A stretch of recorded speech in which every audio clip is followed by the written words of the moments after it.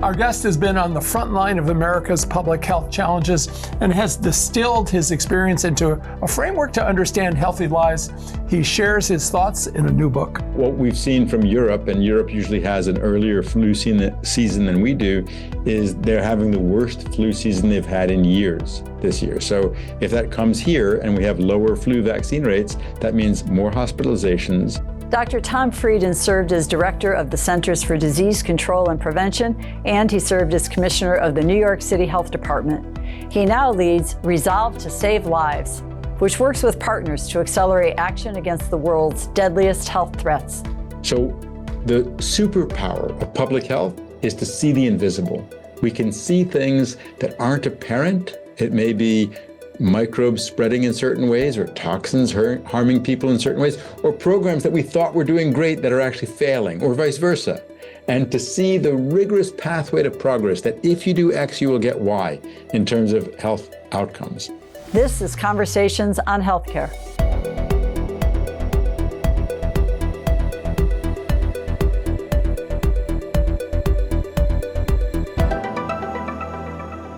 Well, Dr. Frieden, welcome back to Conversations on Healthcare. It's great to speak with you again. Your book is titled The Formula for Better Health, How to Save Billions of Lives, including your own. You criticize the Food and Drug Administration. Right now, there are press reports that the Trump administration is frustrated with the leadership of the current FDA commissioner. What's your take on his management of the FDA? I really can't comment on that. I don't know what's going on inside of the administration. What I do know is that we have a way to save a lot of lives. And if we use this proven approach, this formula, we can save millions of lives, and we can apply it to primary care. We can apply it to personal health and wellness. And the formula is see, believe, create. So take an FDA action on something like sodium. The FDA has the power to improve our food, or on tobacco. It has the power to reduce the amount of addictive nicotine in cigarettes, but it's not doing it. So if our focus can be single-mindedly on making our society such that if you just go with the flow, you're not going to end up sick, disabled, or dead at a young age. So it's not really personal, it's really professional, your observation of what's happening there. Mm-hmm. Yeah, I think what we see when it comes to health progress is that there's a reason that bad things happen. It's not just that people are mean or not paying attention. It's that the economic forces and our personal perceptions are such that it makes health challenging. And that's why this formula of see, believe, create is essential. We need to see the threats, see the trends, see why we're not taking action, and see the rigorously proven path to progress. We need to strengthen belief that we can change things, because if you think it's hopeless, you're not going to try to change things. And we need to work systematically to create a healthier future. Well, let me pick up on that a little bit, because it seems if we were starting at baseline, and I think it's probably been 2 years or so since we've had a chance to chat with you, our work would be cut out for us, right? If we're starting at baseline of where we've been with all of the issues you described, from tobacco to sodium to diet and everything else.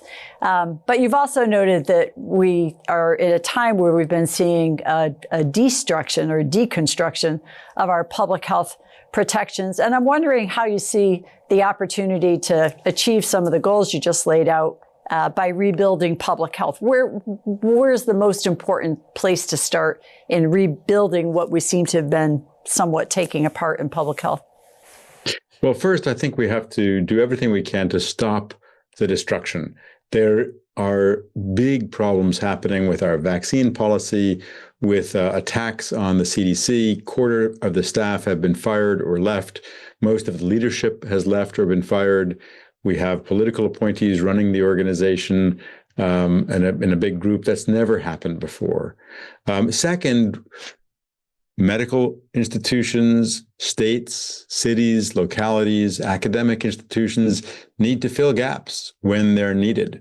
For example, the American Academy of Pediatrics giving vaccine recommendations that are based on facts and protecting children. So I think stop the bleeding, patch where possible, but also we're never going back. We need to go forward. And that involves a public health system that's faster, that listens better to communities and communicates more effectively, that has alliances and partnerships with primary health care and many, many other entities, and that delivers benefits that people can feel. Margaret, I was thinking back to the beginning of the pandemic when we were talking about everybody talking about public health and how its stock rose during that time. And Dr. Frieden, you were just talking about maybe it's not going to happen out of Washington, it's going to happen at the state and local level. Doesn't seem to be a lot of conversation going on at that level or the resources needed. So is that something we can count on, or do we have to maybe look elsewhere? Well, we are seeing a Northeast collaborative that's bipartisan of health departments getting together. We're seeing other groups work, but I think there's no substitute to a competent federal government. Right. It has to be there. It has to do things that no other entity can do. But if it's not doing those things, then we have to do what we can to protect people and keep the health safety net that is so essential going, whether that's finding and stopping outbreaks sooner or supporting smokers who want to quit or preventing cancer. Mm-hmm. Well, at this moment in time that we're talking, we're at peak season for flu and COVID, certainly seeing that in our own organization.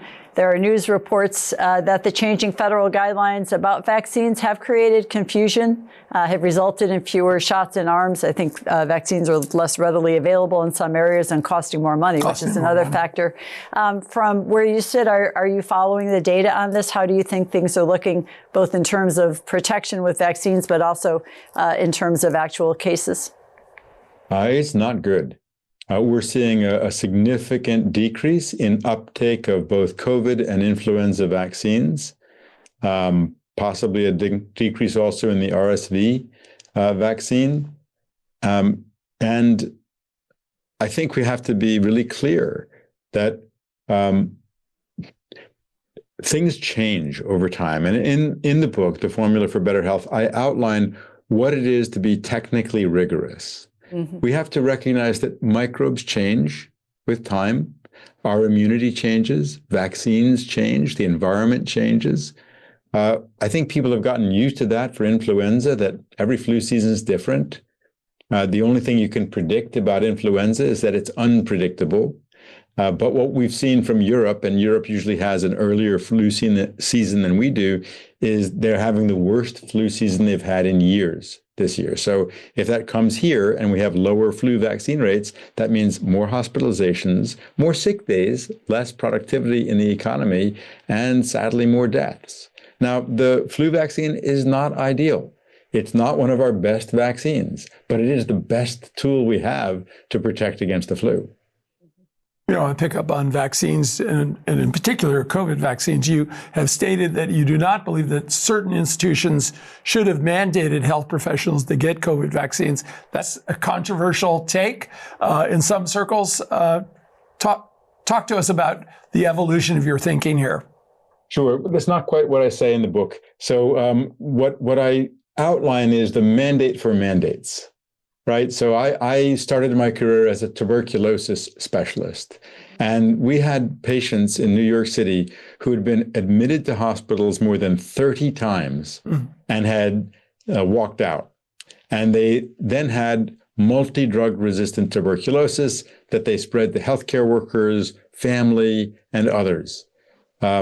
So in that situation, we were able, with full respect for civil rights, to make sure that they were detained in a healthcare facility, and we couldn't forcibly medicate them. That's a very messy thing to do. You have to put a nasogastric tube down somebody. That's not something, but we were very clear. You're going to stay here till you're cured. So you can either take your medicines and leave, or you're here indefinitely. And they all took their medicines. But that, I think everyone can agree on. When the initial data came out about COVID, the COVID vaccines, in the first month or two, they seemed amazing. The people who had gotten vaccinated in that first month or two didn't get infected. And so the initial hope was that the COVID vaccine would prevent you, would block infection. As months 3 and 4 and more time passed, it became clear, no, actually that protection fades after a month or two, but there's still a protection for at least 3 to 4 to 6 months against hospitalization, and much less of a reduction in the risk that you will spread to others. When that information came out, the COVID vaccine stopped being more like a measles school entry requirement, so other kids don't get measles, have a big outbreak in the school, and more like a motorcycle helmet mandate, where you're mandating someone to do something for themselves. And that's a much higher bar that we need to get. Remember, public health does various types of mandates. Most of them are not on individuals. Most of them are on companies. Don't pollute our water. Don't poison people with contaminated food. I think people understand that type of mandate.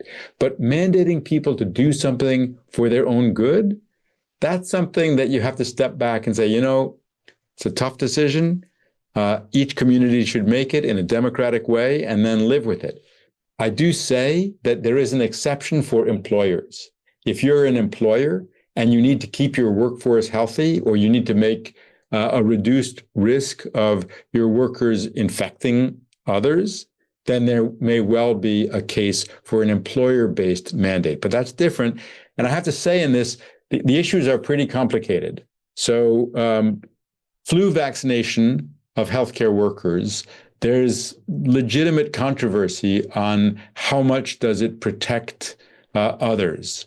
Some of the articles that came out were very strong, that there was a huge protection. There's been critiques of those articles. So I think, science doesn't give you certainty. Science gives you humility, that you need to learn more to figure out what's happening. Could science have made a difference at that point? It seemed to be such a dramatic point globally, the COVID epidemic. And also there was real quick sort of evaluation of the COVID vaccine at that time, right? Because there was a rush to get it out there. It seems like it was just a different type of environment than you're necessarily describing, with smaller, discrete problems. This is a global one. So, there's one issue is making it easy for people to get vaccinated. Still, the major reason people don't get vaccinated is that it's not easy. So make it easy in pharmacies, improve primary health care so everyone has their own doctor. I had a close friend in his 90s. He's passed since, living in the UK. And when the vaccines came out, he was way up on the list. He got a call from the nurse saying, would you like to come in next Tuesday for a vaccine at 11:30? You're going to have to stay for 15 minutes after. He said, yes. He said, okay, come in. What a difference in a country that has had a competent primary care system. Yeah. Well, we certainly spent a lot of time during the COVID pandemic getting vaccines in the arms of folks.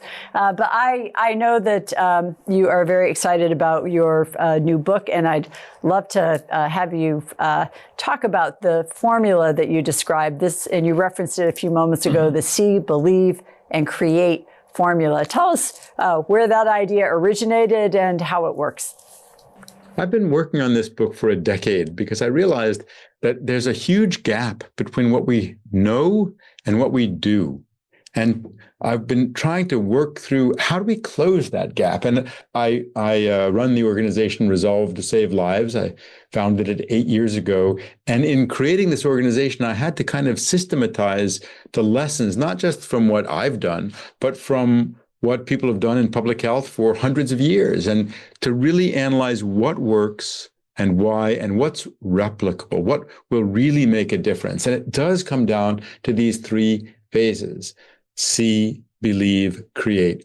And C is about understanding what the threats are, understanding if our programs are working, understanding why we don't take action, and I think we should come back to that, and understanding the path to progress. So the superpower of public health is to see the invisible. We can see things that aren't apparent. It may be microbes spreading in certain ways, or toxins harming people in certain ways, or programs that we thought were doing great that are actually failing, or vice versa. And to see the rigorous pathway to progress, that if you do X, you will get Y in terms of health outcomes. But you then have to believe you can change it. And there are systematic ways to strengthen that belief, recognizing past progress, making phased progress in multiple areas, and cultivating optimism. And then you have to do the hard part. After you see the invisible and believe the impossible, the really hard part is to create a healthier future. And to do that, you have to be very systematic. You have to organize your activities, you have to prioritize, you have to simplify, you have to communicate effectively, and you have to overcome barriers, because there always are barriers to health progress. You know, you're right about how the public health falls victim to what you call the Cassandra curse. I wonder if you could tell us about it and the strategies you suggest for overcoming it. Yeah, this is the crux of the matter. In fact, the working title of the book was How to Break Public Health's Cassandra Curse, but not many people remember. New diagnosis. So Cassandra, again, the priestess from Greek mythology who could foresee the future, but no one believed her warnings. So the tragedies that she could foresee came to pass. And all too often, not just public health, but we as individuals have a Cassandra curse, where we can tell what's going to happen in the future, but we don't act on it. So the first question is, why does that exist? And the second question is, how do we break it? And why does that exist ends up a pretty complicated question. And I think it comes down to one fundamental concept. Our perceptions are inaccurate. You know, we trust our eyes, we trust what we sense, but we don't see a lot of things. And our perceptions of ourselves, our perceptions of the world, and our perceptions of the future, all of those are inaccurate. And I'll mention two of them in particular. One of them is our perceptions of the world. We may not recognize what causes the greatest health harm and the greatest health gain. A wonderful public health thinker by the name of Jeffrey Rose coined the term the prevention paradox. And what the prevention paradox says is the biggest health changes in society come from little changes in lots of people rather than big changes in a few people. Now, for example, if you reduce lead, maybe nobody senses the difference, but collectively, the difference is massive. If we eliminate trans fat, and my group, the Resolve to Save Lives, has worked with more than 50 countries to ban trans fat, 9 million people aren't going to die from heart attacks as a result. But not one of them will know that their life was saved by this action. So you have what the economists and political scientists call concentrated costs and diffuse benefits. So let's put a pin, and we're going to come back to that. That's one of the causes of the Cassandra curse. Another cause is that our perceptions of the future are inaccurate. There's something called, to use another fancy term, hyperbolic discounting, which is basically shortchanging the future. And I'll make you an analogy from time management. I used to accept speaking engagements, and I'd show up and I think, oh, why did I accept this? I'm just too busy to do this now. So once I learned about hyperbolic discounting, I use a heuristic. I say, okay, if I get an invite, if it were tomorrow, would I want to do it? And if the answer is no, then I don't do it if I can get out of it. This is understanding hyperbolic discounting and using that understanding to break our shortchanging of the future. Look, half of tobacco users will be killed by cigarettes. If smokers knew they had a 50-50 chance of dropping dead after their next cigarette, not a lot of people would smoke. Right. So we have to break those two things. But I want to come back to this issue of concentrated costs and diffuse benefits, that we help everyone a little bit, and some groups, whether it's the tobacco industry or the junk food industry or whoever, are strongly opposed. To overcome that, we need to be very systematic and not just say, oh, we need more political will. We need to say, okay, who are the winners and losers? Who are the deciders and influencers? What's the advocacy approach, and who are the partners who can take it over the finish line? What's the timing? What's the window of opportunity? And what pragmatic compromises may we have to make? Because we can make progress, but it requires being very systematic to overcome the fact that, yeah, everyone's going to benefit, but nobody who benefits is going to organize and push for it. So we've got to arrange that. Mm-hmm. So interesting. I think it's been about 2 years since we last chatted with you. And I remember at the time, it really stuck with me that you said if all of us engaged in primary care had a absolute laser focus, almost a singular focus on ending hypertension, it would be the most important thing that we could do. And now I know that you've predicted that heart attacks and strokes will become as rare as forgotten killers. Another incredibly positive and somewhat dramatic statement. But I'm really curious, where do you find the optimism on that one? What's the base on which you're saying that? Aspirational, or do you see some indications this might actually be something we can do? I actually think it will happen. We ignore how deadly the epidemic of heart attacks and strokes is. And it's deadly despite it being largely preventable. Most heart attacks and most strokes can be prevented with today's technologies. And they come down to the 6 keys to healthy living that I review in the book: healthy blood pressure, healthy lipids, physical activity, get enough sleep, avoid toxins, and eat healthy. And there are a lot of details on what that means. But with blood pressure, it's increasingly very clear that anything over 120 is not healthy. And optimally, you really want to control to that. We have really good treatments for lipids now. Not statins are great, and there are other medications as well. So I think we have the real potential to make heart attacks and strokes quite rare. There was just a fascinating article published this week of Swedish medical recruits. Their blood pressure was measured at age 18, and their coronary arteries were imaged decades later. And those who had even quote unquote mild elevations in blood pressure had much more atherosclerosis in middle age.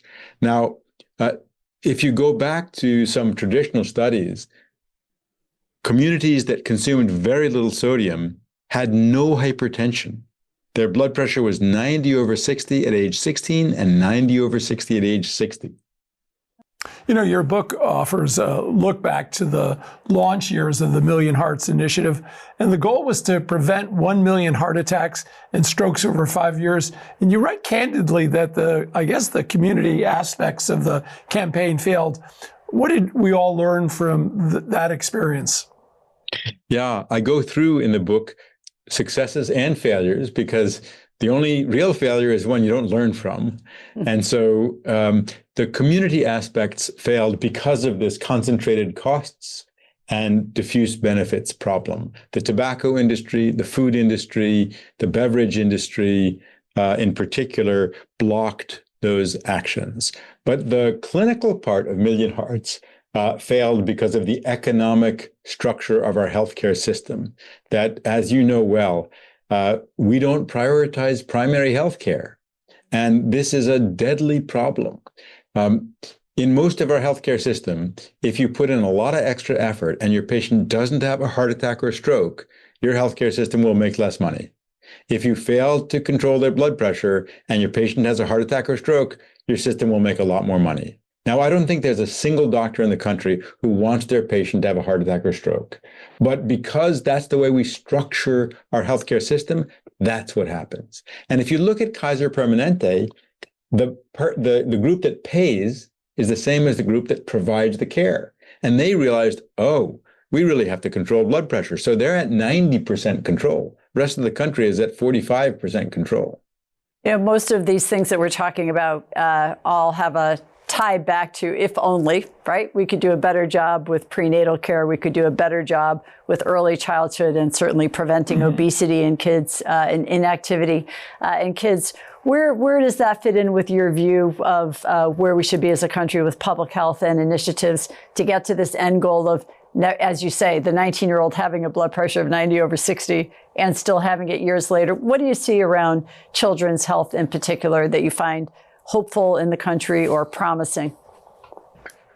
We all, I think, can agree that we want to live in a world where our children reach adulthood with healthy habits of sleep and use of digital and not addicted to drugs or alcohol or tobacco, at a healthy weight with healthy nutrition habits. But right now, that is a rare exception. And that's not because parents are bad. That's because we have a lot of influences in society that make it hard for us as parents to raise kids in a healthy way. So we can get together without any discussion of partisanship or values other than that we value our children and we want them to reach their full potential, and think about how we can adjust our communities to maximize the likelihood that that will happen. I want to spend a little time on the work that you're doing now. You lead the nonprofit Resolve to Save Lives. It's attracted lots of philanthropic support. Congratulations. I'm wondering if you could explain how it works on epidemic prevention, blood pressure control, and other threats. Thanks. Resolve to Save Lives works in more than 40 countries. Actually, the proceeds from this book will go to groups and projects that Resolve to Save Lives supports to work for health. And the fundamental concept is that we partner with communities and with countries to scale up solutions to the world's deadliest problems. We identify a way forward and then work with countries to prototype approaches to address the problem, to prove that they can be scaled up, and to scale them up and sustain them. So we partner with countries. We kind of walk the pathway of knowledge. We don't have special knowledge. We have experience from multiple countries that we can bring to bear in other countries. And we're there to build capacities, to start systems, to scale up systems that will be able to sustain long-term, to make the world a safer place and a healthier place. Because health is not a zero sum. Health is a win-win.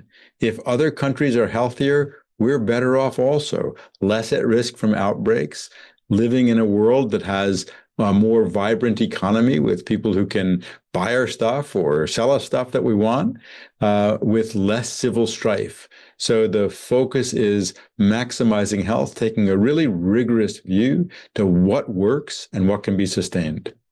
Well, thank you so much, Dr. Frieden, for joining us. Thank you to our audience for being here. Just a reminder to be sure to subscribe to our videos on YouTube and find us on Facebook and X, and share your thoughts and comments about this program. Take care and be well. Dr. Frieden, thank you so much for joining us again on the show. Thank you so much, and thank you for what you do. This copyrighted program is produced by Conversations on Healthcare and cannot be reproduced or retransmitted in whole or in part without the express written consent from Community Health Center, Inc. The views expressed by guests are their own, and they do not necessarily reflect the opinion of Conversations on Healthcare or its affiliated entities.